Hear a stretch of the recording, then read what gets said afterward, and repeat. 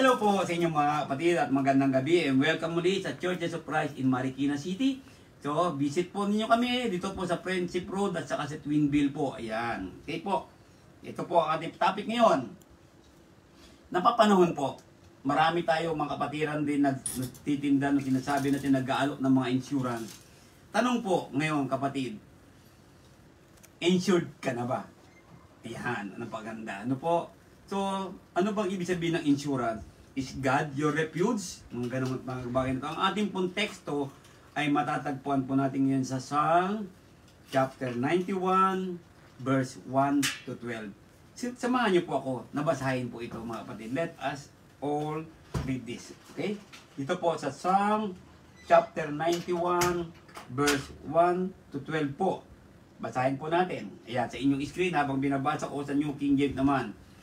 Na po, He that dwelleth in the secret place of the Most High shall abide under the shadow of the Almighty. I will say to the Lord, of the Lord, He is my refuge and my fortress, my God. In Him will I trust. Surely He shall deliver thee from the snare of the fowler and from the noisome pestilence. He shall cover thee with his feathers, and under his wings shalt thou trust. His truth shall be thy shield and buckler. Thou shalt not be afraid for the terror by night, nor for the arrow that flieth by day, nor for the pestilence that walketh in darkness, nor for the destruction that wasteth at noonday.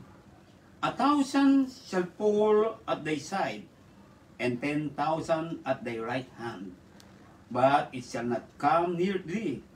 Only with thine eyes shalt thou behold and see the reward of the wicked.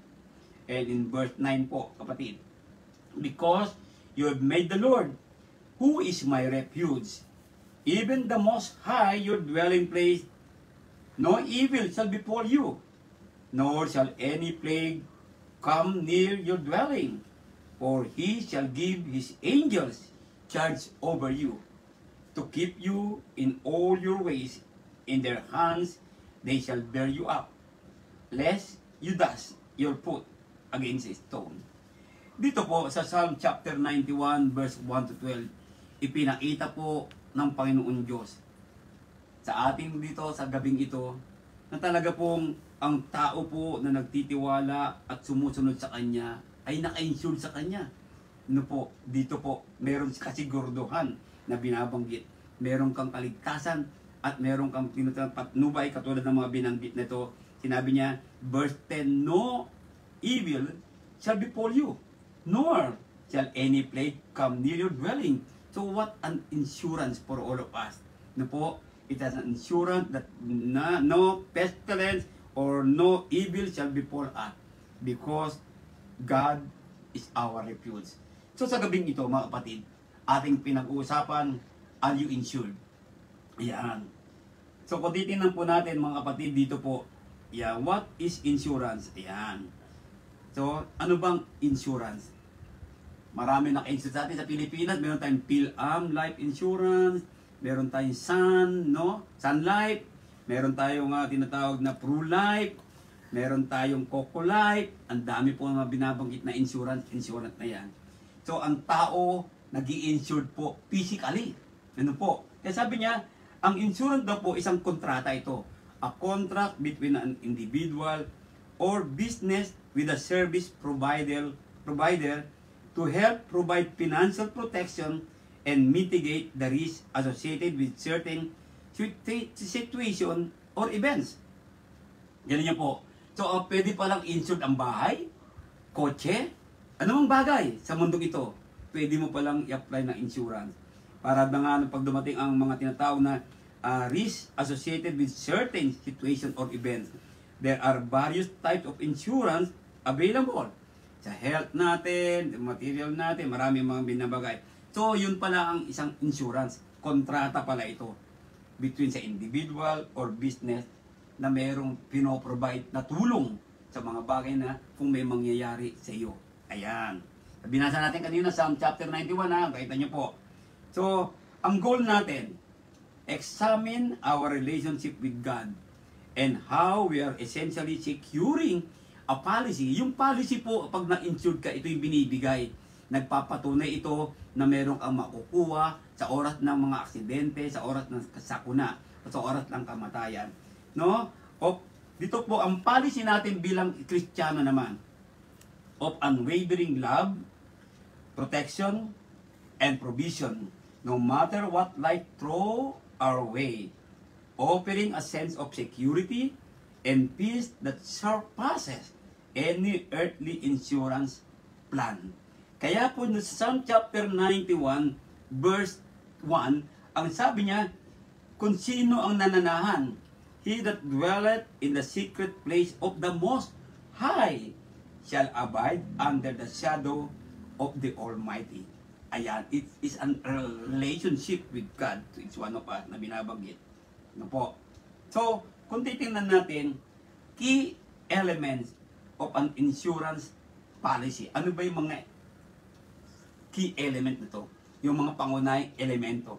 Kapag nag-insure tayo katulad ng college plan, ano po, talagang key nito pagdating ng tungtong ng first year college ng anak mo, may makukuha ka every semester. Yan po ang sinasabi. Kasi nag-invest ka for 5 years na binayaran mo yan, quarterly, na binabanggit doon. Sa pagdating ng maturity, yan po ang makita na. Tingnan natin, key elements. The contract, una-una yung kontrata. Ano nakalagay sa insurance? Yan. Then, pangalawa, the premium. Ayan, gaano kalaki yung makukuha mo. Pangatlo, ano yung coverage dito? Maari bang ito yung sa sunog, maari ito yung sakuna, may mga tinatawag natin na nature na bagyo, lindol, tornado, maganong bagay. No po? At ano yung deductible? So sa insurance, hindi basta-basta papasok, aalamin mo yan. Inaalam yan ng tao. Pero maraming mga tuso na nag-aalok ng insurance. Sasabihin siya, ito may makukuha, pero pagdating ng mga bagay na to, ay wala ka palang makukuha, konti lang pala. Kaya dapat inaalam mo yung key element of an insurance policy. Sa buhay natin mga Kristiyano, dapat alam natin ito Kasi lahat nag-aalok ng Biblia Lahat nag-aalok ng turo. Lahat nag-aalok na kami ang tunay na iglesia. Pero there is a key elements na dapat natin mapatunayan yung mga bagay na ganyan. So, in good faith. Yan na natin. So, kung titignan natin, the contract is a written or spoken agreement. Yung pinag-usapan nyo. Especially one concerning employment, sales, or tenancy that is intended to be enforceable by law. May law na tinatawag. Though it is an agreement. So, kung ano natin lahat, Old Testament is an agreement with God and the Israelite people. Na po, New Testament is an agreement. Testament po is an agreement na binabanggit doon. Na sinasabi natin. So, sa mga katuwid, there is an agreement between God and the people. No po? So, the written na sinasabi, a written contract, no, kung titignan natin spiritually, is the Bible. And the written contract naman yung pinakita sa iyo na plano na binabanggit ng insurance. Ayan. So, ngayon po, ang contract natin, the contract now is the baptism. When we were baptized, ano po, nung tayo ay nabautismuhan, offer an acceptance between the insurer and the insured. God offers salvation. And we are insured. Ano po, na binabanggit doon. And then, this must be in place prior to any disaster or claim. Inyo po, sa oras na kamatayan mo, naka-insured ka sa Diyos. Dahil nung ikaw ay nagpabautismo, there you have now the assurance of salvation. Yan po malinaw na sinasabi, di ba? Kaya sabi niya, for the forgiveness of your sin. Yan binanggit doon, di ba? Sabi doon, ang bautismo ay para sa kaligtasan. He that baptized, sabi niyo doon, no, ay magkakaroon ng kaligtasan na binabanggit doon. Sabi ng Panginoon Diyos, it is appointed for man to die once after this judgment. No po? So pag dumating ang kamatayan, meron kang insurance. No po? Pag judgment na to, ay meron kang magandang mapapainabangan o makiklaim na tinatawag natin. Yan. So we can't submit claim without having a prior contract. Hindi mo pwedeng maklaim na saved ka eh. You cannot claim that you are saved without the contract. Ano po? Pero nangyayari kasi minsan, akala nila, baptism is okay na. No? Mamaya malalaman natin po lahat yan. Ano po? This agreement can be likened to surrendering our lives. Ayan. Our plans and all that we are to God in baptism. When we were baptized, dito po nakakalimutan ituro ito ng mga nagtuturo, mga ngaral. Dapat po, pag nabautismohan, dapat ituro natin na they are now surrendering their life. Katulad natin po, we must surrender our lives. Ito po nagiging problema eh. Nabautismohan tayo, marami hindi pa nagsusurrender ng kanilang buhay sa Diyos. They were baptized, but marami hindi pa nagsusurrender ng kanilang buhay. Ano po? Alamin natin maya-maya po yan. God has made an offer to us for protection in good and bad times. Kaya po nga binanggit kanina, di ba? Sabi ng Panginoon, I will say of the Lord. Sabi niya, He is my refuge and my fortress, my God, in Him I will trust. And in verse 3 of Psalm chapter 91, surely He shall deliver you from the snare of the fowler and from the noisome pestilence. Tingnan mo, what an insurance na binigay sa atin ng Diyos. Yan. Yan po. In Matthew 16 verse 24 and 25, the Lord Jesus said to His disciples, if anyone desires to come after me, let him deny himself and take up his cross and follow me. So, many of us today know this verse already. But we follow Jesus, but we forgot to deny ourselves. Hindi natin nakakalimutan natin na dininay ang ating mga sarili. No po? Sometimes, no, we don't want to take up the cross of suffering. Why? Because we did not. Hindi natin nasurrender ang ating buhay sa Panginoon Diyos. So the secret nito, mga bagay nito, yung kontrata, dapat alam mo, no, meron kang gagawin. Para pagdating ng bagay na magkiklaim ka, meron kang makiklaim. Na po, katulad na insurance, di ba? Kailangan bayaran mo. Dapat yan. Katulad binanggit ko kanina, 5 years sa PhilAm college plan na binabanggit doon. For whosoever desires to save his life will lose it. But whoever loses his life for my sake will find it. The point here in verse 25 is yung whoever loses his life for my sake. Yung bang ibig sabihin ito, yung ibinigay mo ang buhay mo kay Kristo. Marami na bautismohan but never gave their life to Jesus. Ano po? Hindi talaga ibinigay ng buong buo ang kanilang buhay. Yung kanilang time, yung kanilang talent, yung kanilang financial, no? So makita natin mga bagay ito, yung kanilang effort at higit sa lahat, yung kanilang love, yung pagmamahal sa Panginoon Diyos, hindi na ibibigay lahat. Ano po? Yan. Tingnan natin po ngayon, ganda mga bagay ng ito. John 3:16, Matthew 6:33 also describe the offer that Christ has provided us. Ano po yun? For God so loved the world, di ba? He that believe and is baptized shall be saved. Nakalagay din sa Mark 16:16 yan. Ano po? In Matthew 6:33 sabi niya, seek you first the kingdom of God and all these things shall be added unto you. So there is a provision. Just like the insurance physically, meron din pong provision ng mga ganyan. When we claim na tinatawag ng ganito. Diba? Katulad nung nangyari po na nabangga ako na sa kotse. May claim po ako eh. Pero, kaya ako nagka-claim, bayad po ng buo yung binayaran ko insurance. Diba? Kaya may claim akong pwede mangyari. There is a provision sa mga financial na babayarin. Ano po?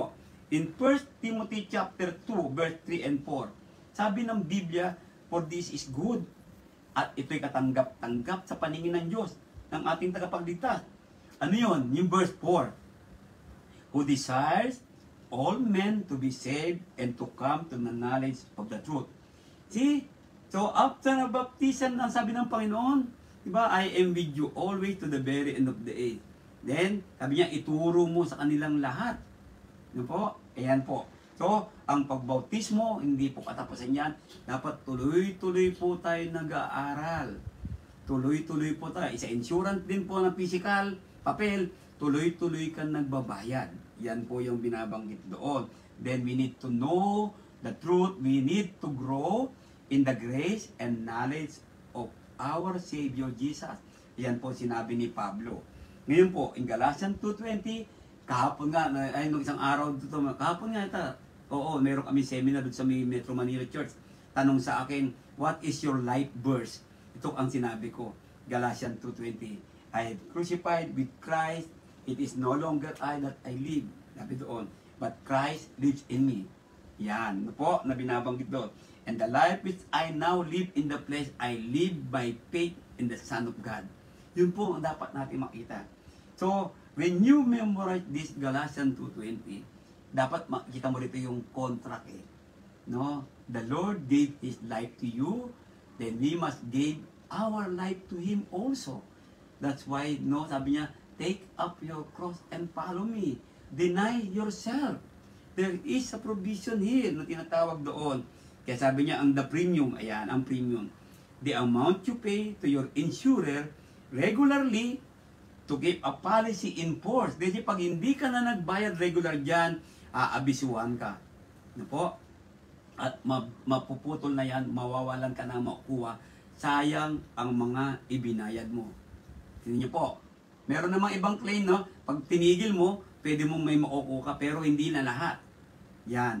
And the point here, no po, dapat dito, ang buhay natin nung tayo merong contract sa Panginoon, insurance natin, na-baptize tayo, dapat po tuloy-tuloy po tayong naglilingkod sa Panginoon Diyos, no matter what.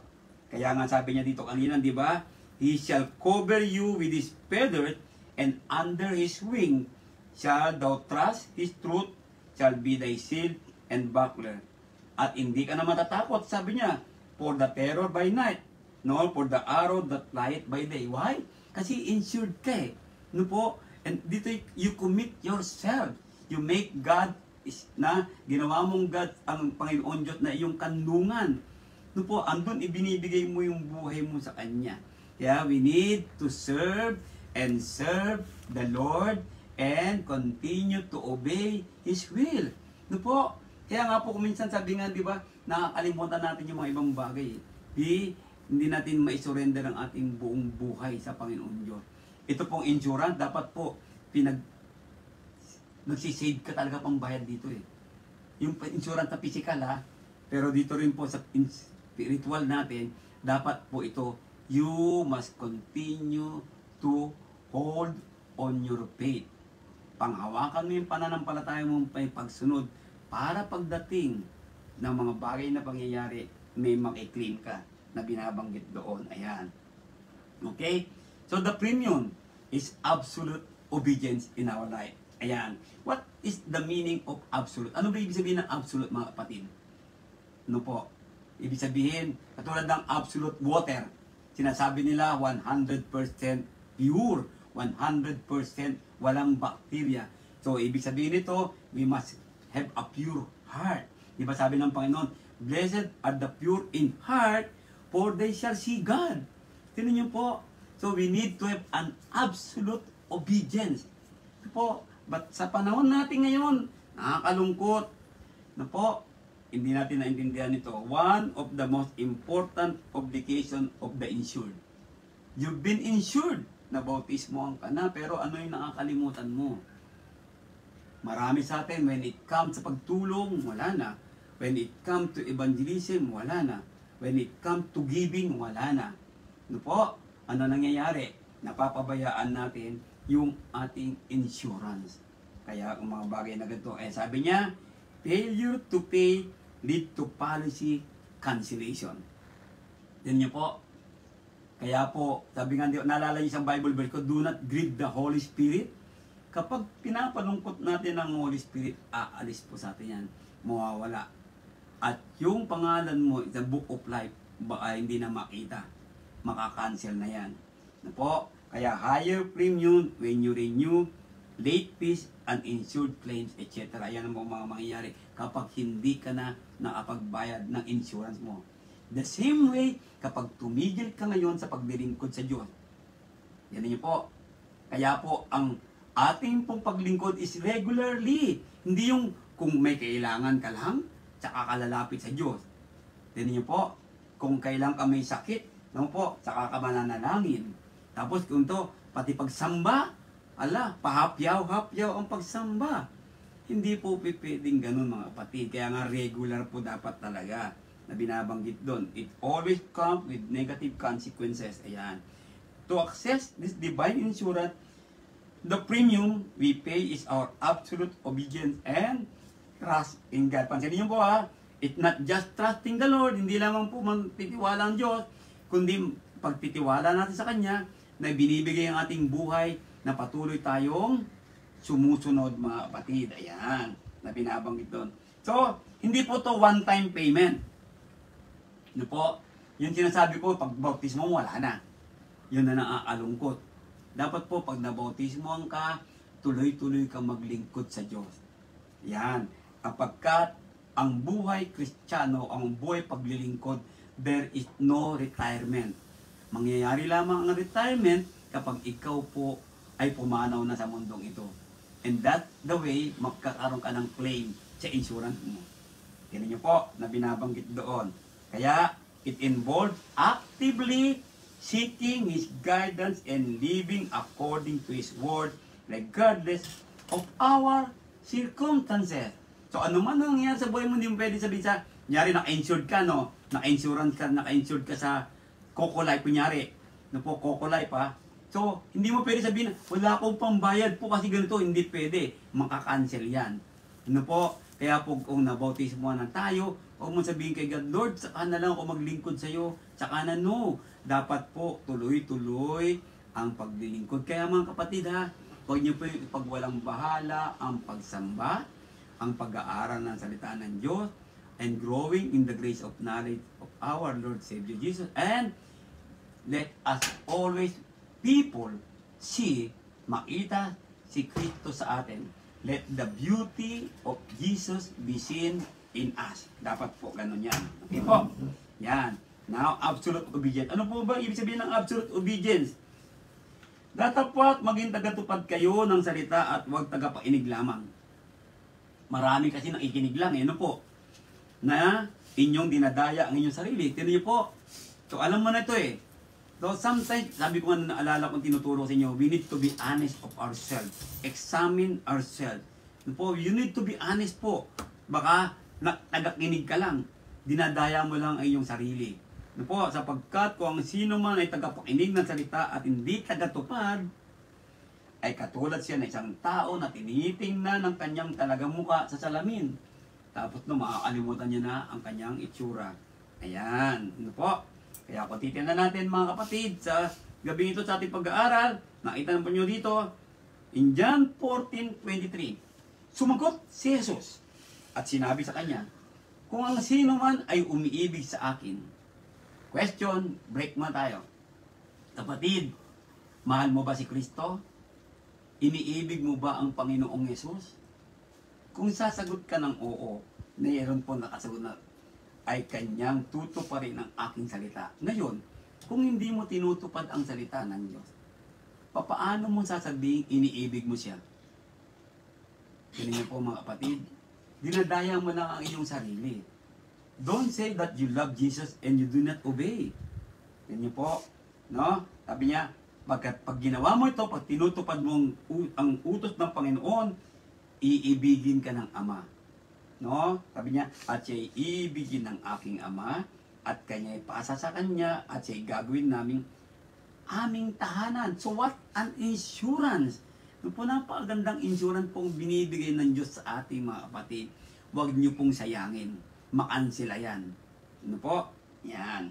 Kaya sabi niya po rito, Luke 11:28, datapat sinabi niya, oo, bagkus na lalong mapapalad ang nakikinig na salita ng Diyos. Nagaduktong tama at ito'y ginaganap. So, sino ang blessed? Yung nakikinig lang? No. Nakikinig at sumusunod. Yun ang pinagpapala. Tandaan niyo po. Kaya when you question, bakit wala akong pagpapala? Tingnan mo kung ay nakakasunod. Hindi ka pwede pumunta sa may insurance company, may kukunin ka, eh hindi ka naman nagbabayad. You cannot claim it. Ano po? Di ba? Kaya sabi ng Panginoon, hindi kita kilala. Lumayo kayo sa akin, kayo gumagawa ng masama. Naalala niyo yun? Ayan. Kaya sabi ng Joshua, ang aklat na ito ay kautusan ay huwag maghihiwalay sa inyong bibig. Yun po huwag mahihiwalay sa inyong bibig. Pag sinabing huwag mahihiwalay, ano pong ibig sabihin? Dapat lagi pong katabi, laging kasama sa pagtulog, paglakad, anuman ang ginagawa mo. Ang ibig sabihin, dapat po nakikita lagi na ikaw ay tunay na anak ng Diyos. Tinan niyo po. See? Yan. Sabi niya, sabi niyo po kundi iyong pagbulay-bulayan araw at gabi upang iyong masunod na gawin ang ayon sa lahat na nakasulat dito. Sapagkat kung magkagayoy iyong pagiginawain ang iyong lakad at kung magkagayoy matatamo ka ng mabuting kawakasan. Tingnan niyo po, mabuting kawakasan. Ano po bang ibig sabihin niya mga kapatid? Ano po, ang sinasabi niya, pagiginawain ka ng Diyos. Napakaganda. Unang-una, ayaw ni God na maghirap tayo. God wants you to have a blessed life, to have a prosperous life. But the problem, ang hindi nating pagkaroon ng absolute obedience. Yan po ang nangyayari. Ano po, na binabanggit diyan. Kaya sabi niya po, ano yung coverage ng insurance? The amount of risk or liability that an insurance policy covers. Ano yung cover nito? It's protection that an insurance company provides in the event of an unforeseen occurrence. Po? So, ano man ang mangyari sa buhay mo, kapatid? Ayan. Meron po ito yung tinatawag na coverage. Ano ang cover ng insurance mo? Kasi minsan meron mga coverage na ito lang Ano po? So, dapat po tinatawag, ano ba yung sinasabi sa kotse na pag mag-insure ka, yung lahat sakop niya. Meron pong ganun na tinatawag doon. Alimutan ko pang tawag. Ano po? See? So, ganun din po sa atin. When you give your life, at kapag binigay mo ang buhay mo sa Panginoon Diyos, hindi ka na mag-aalala pa. Kaya yung sabi niya kanina, di ba? See? Sabi niya nito, there shall be no evil befall you, neither shall any plague come near thy dwelling. Ano po? For he shall give his angels charge over you to keep you in all thy ways. That is the coverage ng Panginoon Diyos. Sakop niya lahat sa buhay mo. Ang ganda. Ano po? Na binabanggit na to. See? So, kung titingnan natin mga kapatid, ang coverage nito ay dapat po buong buhay. Yan. Yan, tinan nyo mabuti. Kaya ang insurance natin, sa lupa insurance physical, anong coverage niyan? May makukuha lang, pero yung kaluluwa mo ba? Covered? See? In God, sa pamamagitan ni Jesus, ang coverage nito, physical life and spiritual life. Pati kaluluwa mo. Diba? Kita nyo po, seek you first the kingdom of God and all these things shall be added unto you. Sabi niya doon. Tapos sabi naman sa Philippians, di ba? All spiritual blessings are in Christ. Ang ganda, physical and spiritual. Ano po? Kaya, huwag ninyong i-cancelahin ang insurance na to. Tanong natin kanina, are you insured? Sagot ka, yes, I am insured. Pero nagbabayad ka ba sa insurance mo? Ngayon, sumusunod ka ba sa Panginoon Diyos? Yan ang magandang tanong. Ano po? Yan. So, the coverage is unlimited protection. Yung binasa ko kanina, ano po? Sabi niya, see? Sabi doon, sabi nga sa verse 12, they shall bear you up in their hand, lest thou dash they put against a stone. Talagang bubuhating ka ni God. Human policies are full of limitation. Nabanggit ko na po kanina yan. Ano po? God's policy offers complete coverage against life challenges, including hardship, sickness, loss, betrayals, and fear. Nandyan ang Panginoon Diyos. Alam niya ang buhay mo. I will never leave you nor forsake you. Sabi ng Panginoong Diyos. Ano po? Hindi kita pababayaan. Akala mo lang, diba? Andun lagi ang Panginoon. Sabi nga kanina, di ba? Yung sabi nito, sabi niya, nabasahin ko ulit. Yung kanina, sa may, ayan. Verse 4 ng Psalm chapter 91. He shall cover you with his feathers, and under his wings shall thou trust. His truth shall be thy shield and buckler. Ganda na po. Yan. Yung binabanggit. So we play superhuman sometimes. In our trying time, superhuman tayo. This weigh us down and make the situation more burdensome. Kung minsan kasi puro physical ang iniisip mo, puro material. Pero hindi mo kakalimutan mo ng God. Tingnan niyo po. Di ba? Patulad ng araw ng linggo, mas inuuna mo isang bagay. Di ba? Kung minsan, susuperman ka pa sa motor. Yan. Kung minsan, pasyal-pasyal. No po. Pero, wala nangyayari sa buhay natin. No? Na binabanggit dito. Kaya kung titignan natin mga kapatid, no po, why can't you transfer the weight in its entirely to your almighty insurer? Ano ibig sabihin nun? Cast all your care. Di ba? Cast all your care upon Him. Kaya niyo po, see, hindi natin po siya maibigay lahat eh. Ano po? Why would you want to bear the burden of a disaster when you have insurance? Kaya niyo po, yan. Psalm 23, the Lord is my shepherd, I shall not want. Wala na akong hanapin pa. Why? Because the Lord is my shepherd. Yan po mga paganda. Ano po? Kaya tignan natin mga kapatid. Psalm 46 verse 1. Sabi niya, to the chief position, a psalm of the sons of Korah. A song of alam mo, God is our refuge and strength, a very present help in trouble. Anong ibig sabihin niyan? Hindi niyo po, nandyan lagi ang Diyos tutulong at tutulong sa iyo sa oras na ikaw ay namumroblema. Provided you have an absolute obedience to the Lord para makuha mo itong unlimited protection. Walang hanggang protection sa Panginoon Diyos. Pero kung kinakalimutan mo ang Diyos, baka makansela ang insurance mo, ang iyong kaligtasan. Sayang mga kapatid, ano po? Kaya sabi niya, the name of the Lord is a strong tower. The righteous run to it and are safe. Ang mga matuwid ay tumatakbo dito at siya ay merong kaligtasan. Ano po, na binabanggit doon. Psalm 32 verse 7, you are my hiding place. You shall preserve me from trouble. Ano po, ito taguan natin ng Diyos. Pero paano ka magtatago sa Diyos? E punong-puno tayo ng kasalanan. Diba? Ang sabi ng Panginoon Diyos, tumatalikod siya sa mga gumagawa ng kasalanan at hindi niya naririnig ang ating mga panalangin. Yan po malinaw na sinasabi. Ano po? You shall surround me with songs of deliverance. Ganda, ano po? See? Andiyan, ang ibig sabihin ng song of deliverance, nandiyon po ang sinasabi natin, yung bang comfort ng Panginoon Diyos. Kino-comfort ka ni God. Every time, in times of your trouble, the Lord comfort us. Yan po maganda. Ano po ang sinasabi? In Romans 8:31, ano sasabihin ko ngayon? Sa mga bagay nito, kung kasama ko ang Diyos, sinong lalaban sa akin? Who can be against us? Ano po? Wala na. See, that is unlimited protection offered or given by God to those being insured. Yung mga nabautismo na po, na patuloy na naglilingkod, patuloy na sumusunod, patuloy na ginagawa ang pagsisikap na sila ay maging katulad nila ang Panginoong Hesus. Sabi ni Pablo, imitate me as I imitate Christ.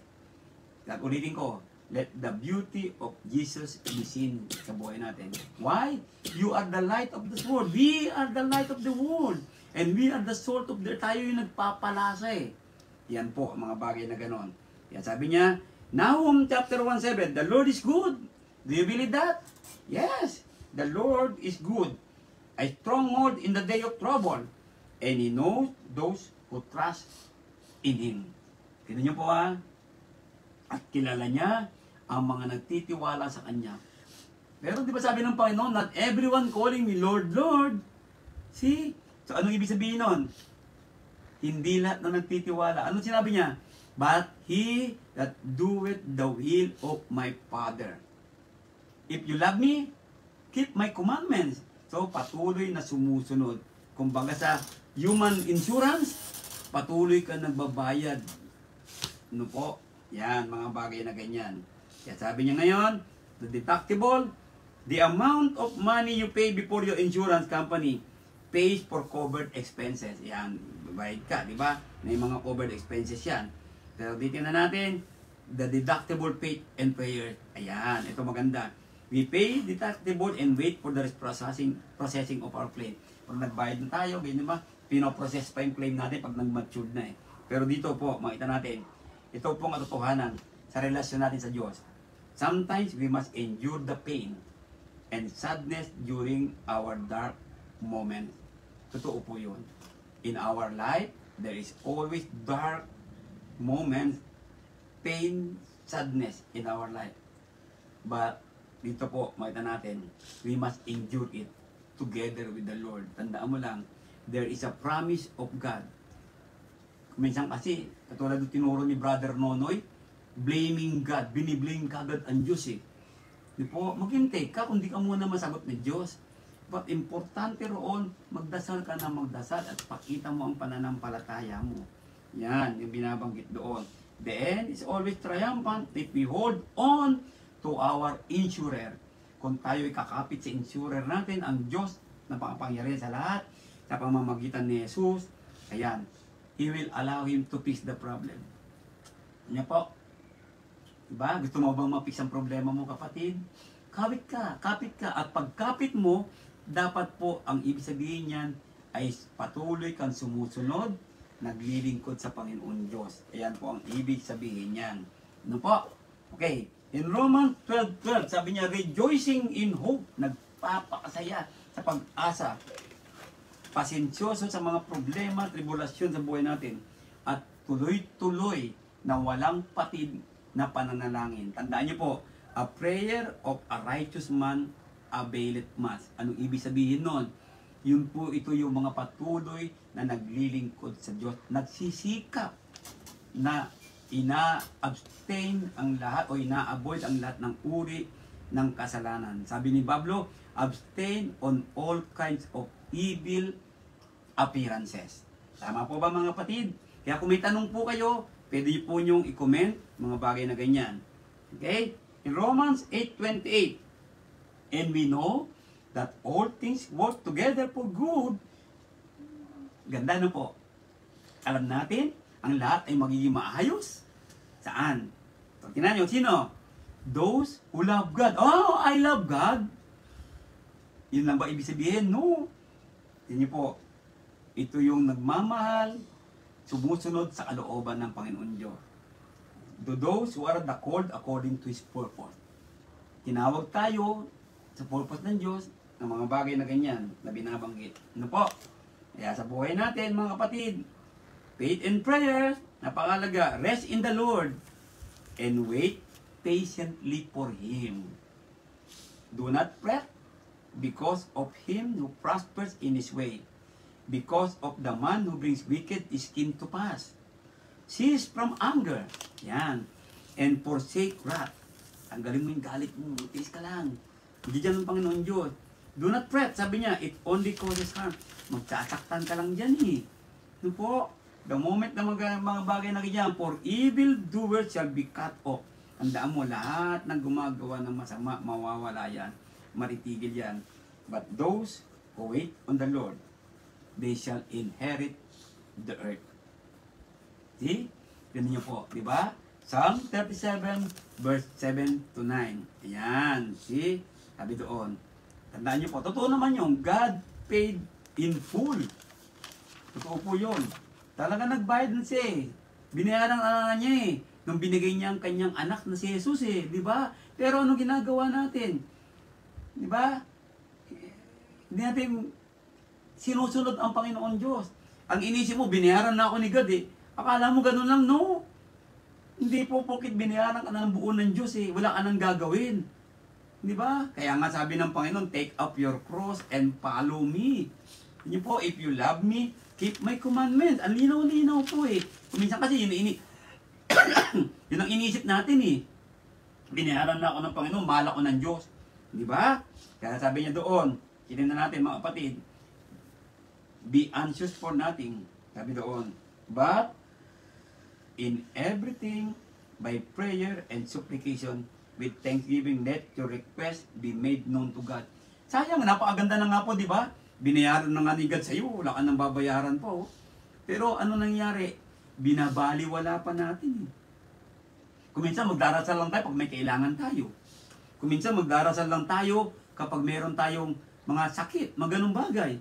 And linaw-linaw, di ba? Sabi niya, pray without ceasing. Huwag kang titigil sa panalangin. Ang ibig sabihin nun, lagi kang manalangin, magpasalamat sa Panginoon Diyos. But most of us today, they forgot to give thanks to God. Tingnan po, pagkagising, wala na. Kalimutan na ang Diyos. Tingnan po. See, yan mga bagay na gano'n. Kaya sabi niya, ang ganda ito po, ito maganda ito eh. Po, huwag ka na mag-alala. This is an offer by God. Offer ito ng Diyos, ang ganda. No? Bakit? Lahat ng bagay, manalangin ka, no po, with thanksgiving. Tingnan niyo po sinasabi. Ibigay mo lang kay God ang kailangan mo. Pero, maririnig ka ng Diyos talaga eh. Pero, ang sabi ng Panginoon, ang kamay ng Diyos ay hindi maikli upang hindi makapagligtas. Ang kanyang tainga ay hindi mahina o bingi upang hindi maarinig. Pero dahil sa inyong mga kasalanan, tumatalikod ang Diyos. Po, kahit mag-request ka ng mag-request, isabihin mo ay God dyan, patuloy kang gumagawa ng masama. Patuloy mong pinagpapaliban ng pagsamba. Patuloy kang hindi nakikiisa sa gawain ng iglesia. Patuloy ka sa mga bagay na ginagawa ng kamunduhan. Ang linaw-linaw sabi ng Panginoon Diyos, be transformed by the renewing of your mind. Do not conform any longer to the pattern of this world. Sa Romans 12. And in 1 John sabi niya, do not love the world. Diba? So ang linaw-linaw po mga kapatid. Kaya dito po, ulitin na natin. Ano po? Ecclesiastes 3:11. Ginawa niya lahat na maganda sa panahon natin. God made beautiful everything in this world. Sino nagpapapangit? Pinapapangit natin Ang ganda-ganda ng buhay natin, binibigay ni God. Huwag niyo nang papangitin. Pumapangit po yan kapag tayo nakikinig ng Word of God, pero hindi naman natin ginagawa. In James, diba binasa kanina Santiago? Kung ikaw ay tagapainig lang at di mo ginagawa ito, dinadaya mo lang ang iyong sarili. Also, He has put eternity in their hearts, except that no one can find out the work that God does from beginning to end. Tingnan niyo po, mga kapatid, hanggang sa buhay mo ngayon, kung patuloy kang sumusunod you are insured. Continue, hold, kumapit, kumawak sa insurer na nagbayad ng buong buo para ikaw ay magkaroon ng buhay na walang hanggan. Huwag mo nang hayaang makancel pa yan. Ano po? At sabi ni David, don't let your spirit depart from me. Huwag mo hayaang mawala ang spirit sa iyo. Diba? Sabi doon, you were baptized in the name of Jesus Christ for the forgiveness of your sin, and you shall receive the gift of the Holy Spirit. Pero once you grieve the Holy Spirit, yun po, kasalanan yan, mamawala sa iyo. And Holy Spirit, we call it, is an arabona or parabang contract natin na tayo ay anak ng Diyos. Yan niyo po, ikaw ay anak ng Diyos. Ang tinatawag na ganyan. Okay, honesty or sincerity of intention. Katapabi ko kanina, diba? Obserbahan mo yung sarili mo Test yourself. Are you honest enough?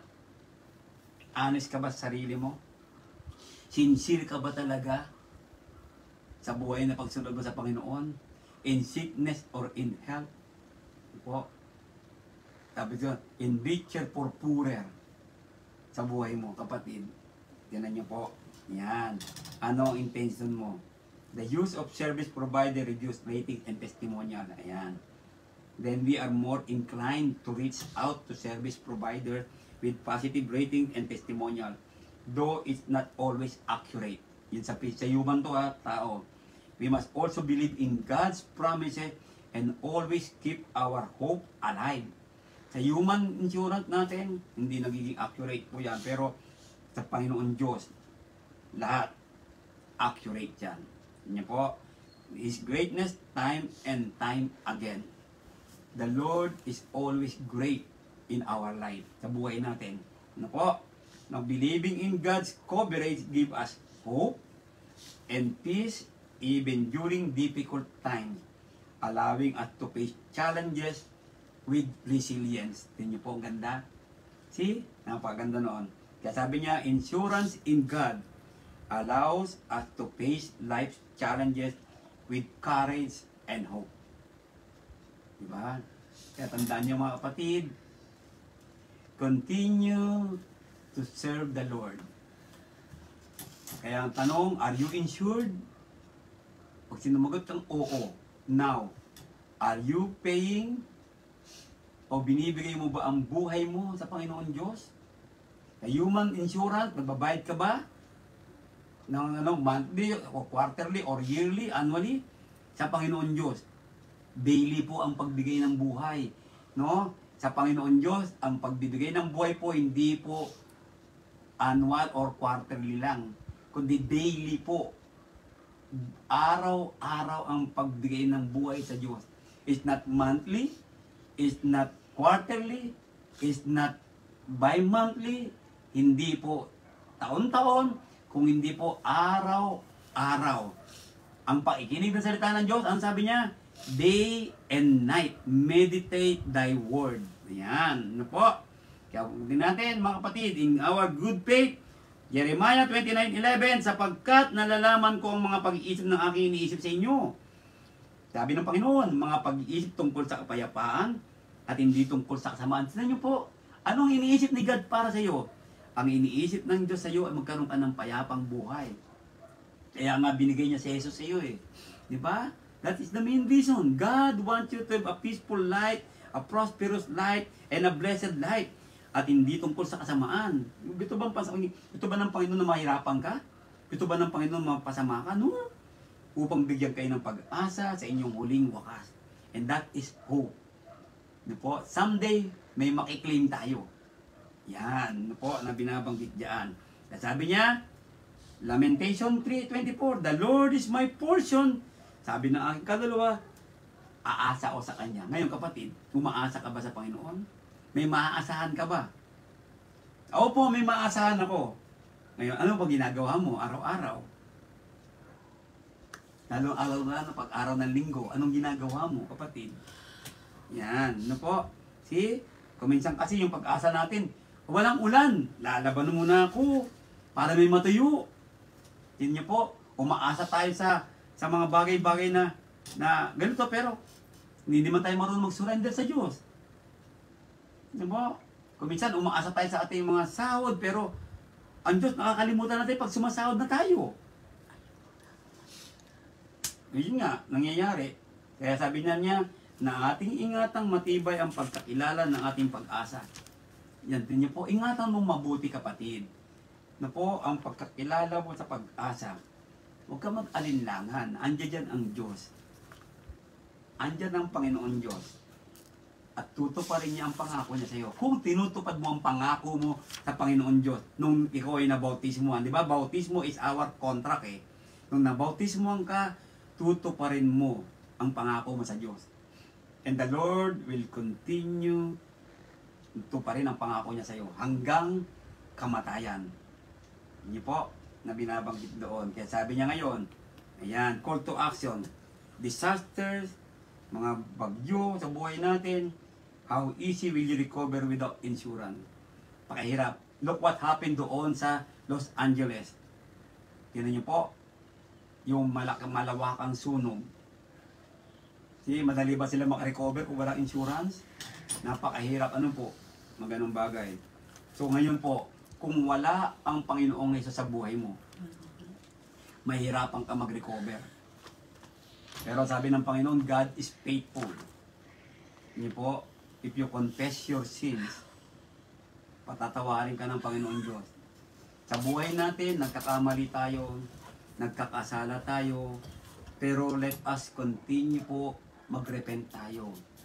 Let us return to the Lord. For those who nakakalimutan na ang Diyos at hindi na po naglilingkod ng araw-araw, return to the Lord now. Please trust the Lord now. Pagtiwalaan niyo ang Panginoon, obey the Lord now. Hindi po, and you will be able to recover physically and spiritually. Kaya, let us tell o sabihin mo sa mga mahal mo sa buhay ngayon, kapatid, kaibigan, alukin mo sila ng insurance. Insurance na si Yesu Cristo. Pa-insured na sila kay Kristo Jesus. Ikaw din, kapatid, huwag mong hayaan na mabaliwala ang insurance mo. God gave us an assurance of salvation. If we continue to obey, follow His will, allowing His will in our life, allowing the beauty of Jesus na nakikita sa iyo, at punong-puno ng pagmamahal, pag-ibig na to. Tandaan mo, sabi ng Panginoon, have a pure heart, you shall see God. And that is the wonderful claim that we have. Yan po ang claim natin sa Panginoon Diyos. Kaya kung titignan natin, kailangan natin ng tulong. How can a person with several weaknesses make it to heaven and escape eternal disaster without Christ? So brothers and sisters, mga Kristiyano, ito po, pagkakataon natin, yung binanggit ko kanina, magturo na kayo, maghikayat na kayo ng inyong kaibigan, mahal sa buhay, kapatid na hindi pa Kristiyano. Maghikayat na kayo. Sayang po. Kung may kaibigan, kapatid tayo naman na kilala mo, kapitbahay mo na hindi na nag-a-attend, try to convince her, encourage her. Share the love of Jesus to them. Pray with them. Makipagdasalan ka sa kanila. Ano po? Hayaan mo silang magdasal kayo. Mga kabataan ngayon, ano po? Di mag-aya kayo ng mga kabataan, classmate ninyo. Huwag nyo sayangin. Ano po? Ang mga bagay na ganon. Kaya sabi niya, ito po ang alam natin, ang ating mga tinuturo, yan. No, lahat tayo meron ng ganyan. Pero yung pang number 6, yung number 6 po sa mga tao na tayo mga nabautismuhan na, yung number 6 po, remain faithful to the Lord. Manatili tayong tapat. Nang sa ganon, meron tayong mag-i-claim. Tandaan nyo, ang coverage natin from this life to another life, eternal life, sa paraiso at pagbalik ni Kristo sa langit. Mga kapatid, napakaganda po ng pinag-aralan natin sa gabing ito. Natanong ngayon, ang question, are you insured?